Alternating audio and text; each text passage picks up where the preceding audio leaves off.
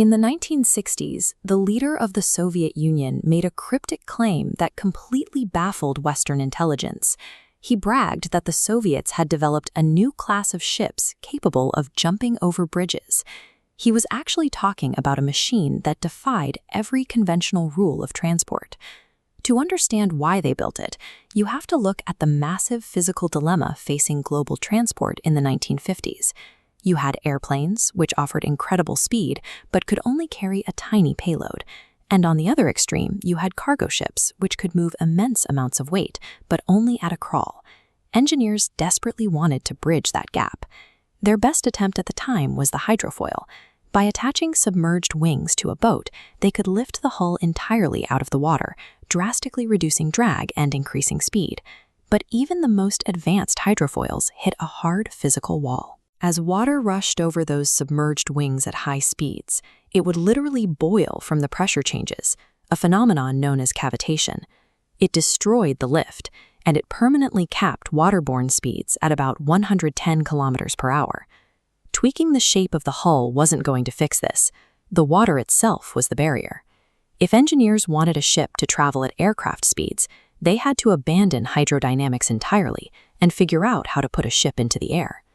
A pioneering Soviet hydrofoil designer named Rostislav Alexeyev realized that the only way forward was to take the wings out of the water completely. He wanted to exploit a quirk of physics known as the ground effect. Pilots had long noticed that when an airplane flies extremely close to the surface, the wings push air downward. Because the ground is right there, that downward airflow has nowhere to go. It compresses the air between the wing and the surface, trapping it and creating a high-pressure cushion that generates massive amounts of extra lift. Alexeyev's idea was to build a hybrid vehicle specifically engineered to ride exclusively on this cushion. He called it an Ekronoplane. It wouldn't fly high in the atmosphere like a traditional airplane. It would skim the surface, combining the heavy lift of a ship with aerodynamic speed. Testing this on a small scale was easy enough, but Alexeyev needed to build a massive prototype to prove the concept worked, and that required serious resources. In the 1960s Soviet Union, the only way to get that kind of money was to convince the military that this bizarre physics experiment offered a decisive advantage in the Cold War. Luckily for Alexeyev, Soviet Premier Nikita Khrushchev loved massive, audacious engineering projects that the Americans didn't have. He saw the tactical value immediately, and the floodgates of military funding blew wide open. With a blank check, Alexeyev's team went to work. Over a period of just 5 years, they rapidly scaled up from tiny single-seat models to a 265-ton behemoth known as the KM, better known in the West as the Caspian Sea Monster.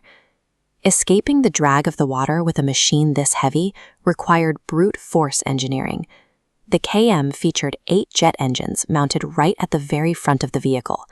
Their sole purpose was to blast their thrust directly beneath the main wings, acting like a giant hovercraft to pry the hull off the surface. Once it was in ground effect, those front engines shut off.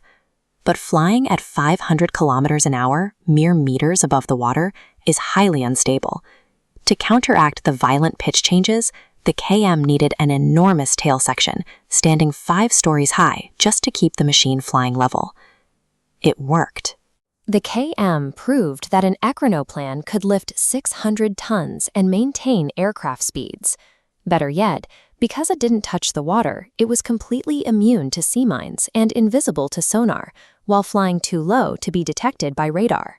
But taking a theory off a whiteboard and putting it onto the ocean reveals problems you can't predict. The KM was incredibly fragile. Those 10 jet engines were constantly inhaling saltwater spray and random debris, requiring constant, meticulous maintenance to prevent catastrophic failure. And piloting the monster was an exhausting white-knuckle experience. The machine had a turning radius so massive that the crew had to rely on advanced spotters stationed miles ahead just to warn them to start avoiding other ships. But the fatal flaw was the environment itself. On paper, the KM could handle waves up to 1.5 meters high.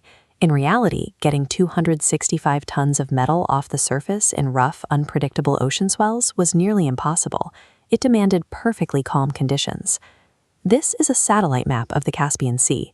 Because the KM required such pristine, glassy water to operate safely, It was entirely restricted to enclosed, inland bodies of water just like this one. It couldn't survive the open ocean. This is the scaling paradox of the Ekronoplane. To fly efficiently in ground effect, physics dictates that the machine has to be massive. But engineering a machine that massive creates a fragile leviathan that is nearly impossible to maintain and completely trapped by the weather.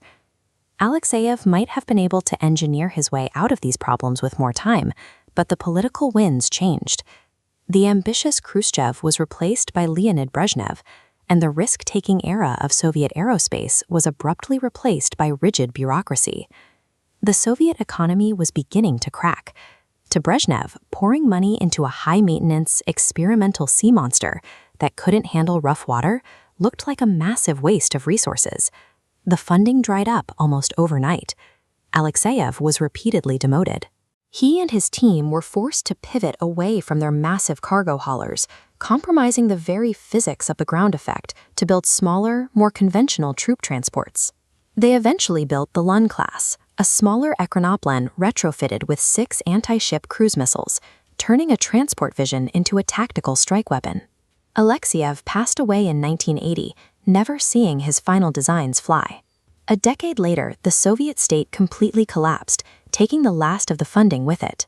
The few surviving Ekronoplanes were pulled from service and left to rot on the coastlines. The Caspian Sea monster didn't fail because the physics of the ground effect were wrong. It failed because it required a sprawling, wealthy economic system to support it, and the Soviet Union had run out of money. But before the program died, Alexeyev's engineers proved one crucial fact. The larger an Ekronoplane gets, the better it performs. It becomes more stable, it operates with greater aerodynamic efficiency, and most importantly, it flies higher. The KM was restricted to calm inland seas because it flew too low to clear heavy swells. But a machine built significantly larger than the monster wouldn't have that problem. A true giant could ride a ground effect cushion 10 to 20 meters high, completely clearing rough, unpredictable waves. A vehicle of that scale could safely cross the open oceans.